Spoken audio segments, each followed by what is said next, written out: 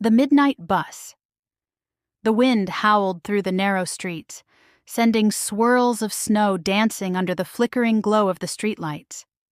Lydia pulled her coat tighter around her, her breath curling into the freezing night air as she stomped her boots against the icy pavement.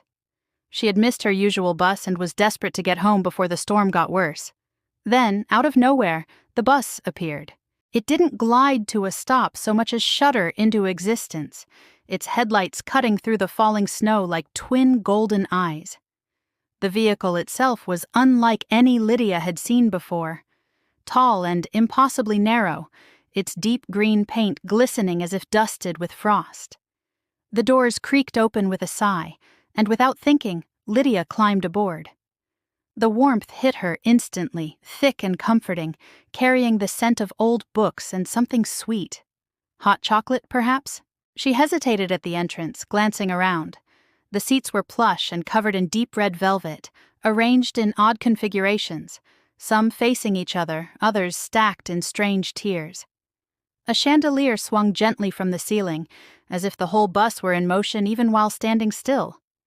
Lydia cleared her throat. Is this the number 22 bus? No one answered. In fact, no one even seemed to notice her. The passengers, dressed in cloaks, scarves, and garments from different eras, spoke in hushed voices, their faces illuminated by soft, floating lanterns. A man in a top hat sipped from a steaming cup. A young girl in a silver dress flipped through a book that seemed to turn its own pages. Lydia swallowed hard and slowly made her way to an empty seat near the back. The bus gave a sudden jolt, and as she looked out the window, the snowy streets of her city blurred into something unrecognizable.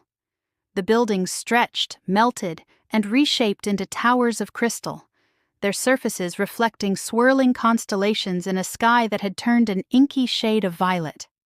Her heart pounded. This was definitely not the number 22 bus. Lydia gripped the edge of her seat as the bus swayed, gliding smoothly along a road that no longer seemed solid. Outside, the ground shimmered like liquid silver, and strange floating islands drifted lazily in the sky. A school of fish, glowing with soft blue light, swam through the air beside the bus, weaving between the floating lanterns that lined an invisible path. She turned to the passenger nearest her, a woman with dark curls pinned in place with tiny golden stars. "Excuse me," Lydia said hesitantly. "Where is this bus going?" The woman blinked at her, as if seeing her for the first time, then smiled. "Wherever it needs to." Lydia's stomach dropped. That was not the answer she was hoping for. Before she could press further, the bus lurched, and the lights inside flickered. The chandelier above swung wildly, casting erratic shadows along the curved walls. A deep, velvety voice echoed from the front of the bus. "New passenger?" The driver turned in his seat, and Lydia felt her breath catch. He was tall, his sharp features partially hidden beneath the brim of a deep blue cap. His coat shimmered like the night sky, speckled with pinpricks of light that seemed to shift and twinkle as he moved. His eyes, one silver, one gold, studied her with curiosity. Lydia hesitated, suddenly aware that everyone on the bus had gone quiet. I think I got on the wrong bus," she admitted. The driver chuckled, low and knowing.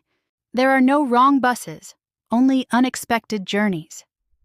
A ripple of amusement spread through the passengers. The woman beside Lydia smiled. "Don't worry, dear. First-timers always panic a little." Lydia's pulse quickened. First-timers? That meant there were second and third times. "Can I get off?" she asked, trying to keep her voice steady. The driver tapped a long finger against the wheel, as if considering. "Not yet. The bus isn't done with you." A chill ran down Lydia's spine, though the bus remained comfortably warm. "Then, when will it be done with me?" The driver grinned, and the bus took another sharp turn. Outside the window, the silver road ended, opening up to a vast, starry abyss. Floating doors, hundreds of them, each a different shape and color, hovered in the darkness, waiting. "You'll know when the right door appears," the driver said. Lydia swallowed hard as the bus slowed, drifting through the cosmic expanse. She had the strange feeling that wherever she was going, it wasn't just a place. It was a choice. And sooner or later she'd have to make one. Lydia clenched her hands together, watching the floating doors drift past the bus windows. Some were grand, carved from deep mahogany with gleaming brass handles. Others were strange. One looked as though it was made of rippling water. Another glowed with soft, shifting colors like a soap bubble. Her pulse pounded. What happens if I choose the wrong one? As if reading her mind, the woman beside her spoke. There are no wrong doors, she said kindly, only different paths. Lydia tore her gaze away from the windows. What's behind them? The woman tilted her head. That depends. On what? You. Lydia swallowed. This was starting to feel less like a bus ride and more like a test. A sharp chime rang through the air. The bus had stopped moving. Lydia turned back to the window, her breath catching in her throat. One door had drifted closer than the others, hovering just outside as if waiting for her. It was simpler than the rest, painted deep blue, the color of twilight just before the first stars appear. The brass handle gleamed like it had been polished just for her. The passengers were watching now, their expressions warm but expectant. Even the driver, still lounging in his seat, had an eyebrow raised. Lydia licked her lips. What if I don't go through? The driver shrugged. Then the bus keeps moving and you wait for another door. Another door, another choice. But something told Lydia that this door, her door, wouldn't wait forever. She took a shaky breath, then stood. The woman beside her smiled in approval as Lydia made her way to the front.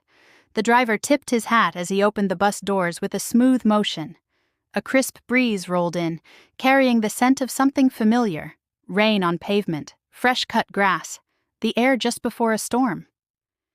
Lydia hesitated at the edge, looking back once more at the strange but somehow welcoming passengers. Then, before she could talk herself out of it, she stepped off the bus and reached for the handle. The door swung open effortlessly, and Lydia stepped through. For a moment there was nothing but light. Then, she was standing on her street. The wind had died down, the snow now falling in gentle flakes.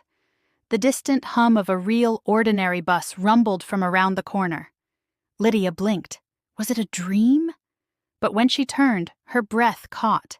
Behind her, where the door had been, was only empty air. No glowing road, no shimmering bus. And yet, something inside her had changed. She didn't know where that bus had taken her, but she knew this. She had been somewhere else, somewhere important. And as she walked home, snow crunching beneath her boots, she had the strangest feeling. The bus was definitely not done with her yet. Loved having you here. If you liked the video, smash that like button and subscribe.